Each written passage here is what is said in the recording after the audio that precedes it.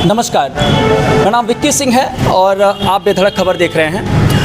बीते दिनों गोरखपुर में जिस तरीके से धर्मात्मा निषाद सुसाइड केस में बातें चल रही थी, उसमें 3 नाम सबसे प्रमुखता से लिए जा रहे थे। वो 3 नाम में मंत्री संजय निषाद थे, उनके बेटे जो पूर्व सांसद थे परवीन निषाद और सरवन निषाद। ये 3 नाम जो है वो सबसे ज़्यादा चर्चा में थे और इनके ऊपर जो है उस सुसाइड नोट में जो है वो साफ तौर पे लिखा गया था। एक और नाम था जिनके ऊपर मुकदमा दर्ज हुआ, लेकिन ये 3 नाम जिनके ऊपर मुकदमा दर्ज जो है वो नहीं हुआ। हमारे साथ बातचीत करने के लिए आज प्रेस वार्ता करने आए हैं सुशील चंद सहानी जी, निषाद युवा वाहिनी के राष्ट्रीय अध्यक्ष हैं। सबसे पहले तो क्या कुछ प्रेस वार्ता में कहना चाहेंगे, किस लिए प्रेस वार्ता की आपने? देखिए, चूँकि धर्मात्मा निषाद जिसके संबंध में प्रेस वार्ता है, हमारे समाज का सच्चा सिपाही था, वीर था, बलिदानी था, धैर्यशील था और उसके प्रति हमारे संगठन के साथ साथ हमारे संपूर्ण समाज की संवेदना है और उसके परिवार के साथ भी है। कहीं ना कहीं से सब लोग आहत हैं, सब लोग ये जानना चाहते हैं वाकई उसके प्रकरण में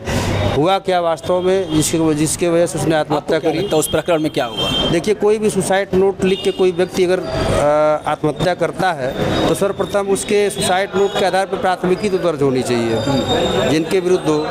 बाकी मामला आपको लगता है कि मरता हुआ आदमी झूठ बोल सकता है? नहीं, हमको तो नहीं लगता मरता हुआ आदमी झूठ बोलेगा, लेकिन चूंकि आत्महत्या के सुसाइड नोट में जो आरोपी हैं वर्तमान सरकार में कैबिनेट मंत्री हैं, उनके पुत्र विधायक हैं, तो कहीं ना कहीं से विवेचना को पुलिस के द्वारा जो विवेचना की जा रही है उसको प्रभावित कर सकते हैं। जिस तरह से तहरीर बदल दी गई, प्रथम तहरीर भी हम लोगों ने लिखवाई थी, हमने स्वयं बोल के लिखवाया था, दूसरे व्यक्ति ने लिखा था। प्रथम तहरीर में 4 लोग आरोपी थे। तो आपका मतलब साफ तौर पे ये कहना है, जैसे सभी लोग कह रहे हैं कि इस मामले में संजय निषाद का फोर्स काम आया कि वहाँ पे उन तीनों जो उनके परिवार के लोग थे उनका नाम जो है FIR में दर्ज नहीं हुआ। कहीं न कहीं से संजय निषाद जी का दबाव काम आया। दूसरी बात यह कि हमारे माननीय मुख्यमंत्री जी को महाराजगंज के SP और DM द्वारा सही तथ्यों की जानकारी नहीं दी गई, जिस वजह से इस मामले में अभी तक कार्रवाई नहीं हो पाई।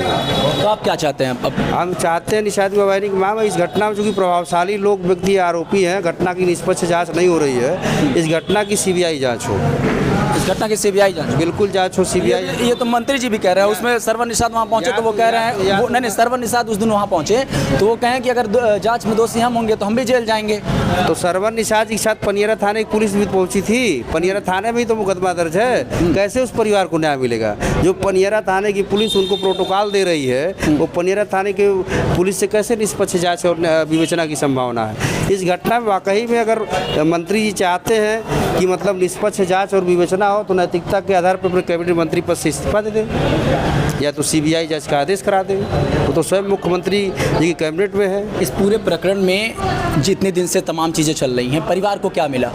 कुछ नहीं मिला, इसलिए तो हम लोग को आना पड़ा। परिवार को आज तक जो भी मदद किया हमारे समाज के लोगों ने किया, निषाद समाज के लोगों ने किया, समाज के लोगों ने किया, जो जिसका उस परिवार से लगाव था उन लोगों ने किया, कुछ दलों ने किया, लेकिन सरकार द्वारा 1 रुपये की कोई आर्थिक मदद नहीं की गई और सरकार द्वारा इस मामले में अभी तक कोई कार्रवाई नहीं की गई। तो अब चूँकि आप एक पार्टी के राष्ट्रीय अध्यक्ष हैं, कैसे इस पूरे प्रकरण को अब चूँकि फिर से देखते हैं और परिवार को क्या न्याय दिलाने की कोशिश कर? स्टेप बाय स्टेप जो हमारी 4 मांगे उसी दिशा में हम लोग काम कर रहे हैं। हमने माननीय मुख्यमंत्री जी को, माननीय प्रधानमंत्री जी को, माननीय राष्ट्रपति महोदय को, माननीय गृह मंत्री जी को पत्राचार किया, रजिस्टर्ड डाक से मिल के विज्ञापन देंगे। इस मामले में जो भी विदिता होगा वो कार्रवाई हम लोग कराएंगे।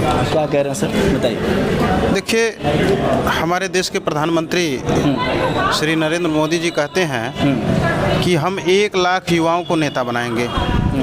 एक नौजवान, पिछड़े वर्ग का, निषाद समाज का एक नौजवान जो समाज सेवा कर रहा था और तेज़ी से राजनीति में उभर रहा था, राजनीति के रास्ते पर चल करके वह देश और समाज का बहुत बड़ा सेवा कर सकता था और भारतीय जनता पार्टी के ही मंत्री के द्वारा एक उभरते हुए लड़के को, उभरते हुए नेता को जो है कि मरने के लिए विवश कर दिया जाता है। तो मोदी जी को भी इस मामले में संज्ञान लेना चाहिए।